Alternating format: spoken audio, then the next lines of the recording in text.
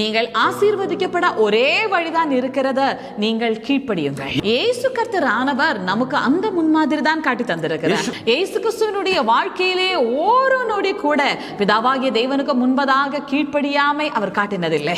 இயேசு கர்த்தர் பிதாவுக்கு கீழ்ப்படிந்துதான் ஒவ்வொரு சுவடும் முன்னாடி வைத்தார். கீழ்ப்படிந்தால் உள்ள குணம் என்னவென்று சொல்லி வார்த்தை சொல்கிறது. எபேசியருக்கு எழுதின நிருபம் 6வது அதிகாரம் 2வது வசனம் சொல்கிறது, உங்களுக்கு நன்மை உண்டாயிருக்கும், பூமியிலே உன் வாழ்நாட்கள் நீடித்திருக்கும். பாருங்க, தாய் தகப்பர்களுக்கு கீழ்ப்படிந்திருந்தால் உங்களுக்கு வருகிறதான குணம், நீங்கள் நன்மை அனுபவிப்பீர்கள், உங்களுடைய வாழ்நாள் நீடித்திருக்கும். உங்களுடைய பெற்றோர்களுக்கு நீங்க கீழ்ப்படிந்திருந்தால் உங்களுக்கு நன்மை உண்டாகும், நீங்கள் ஆமென் உங்களுடைய வாழ்நாள்கள் நீடித்தவர்களாய் இருப்பீர்கள் என்று சொல்லி வார்த்தை சொல்லுங்க. அந்த வார்த்தைக்கு அர்த்தம் நீங்க எப்போதுமே செழிப்பாய் இருப்பீர்கள். ஆமென், நீங்க எப்பவும் செழிக்கிறவர்களாய் இருப்பீங்க. நீங்கள் செய்வதெல்லாம் வாய்க்கும், எல்லா விதத்திலேயும் நீங்கள் ஆசீர்வாதமாய் இருப்பீர்கள். ஹalleluya. ஹalleluya.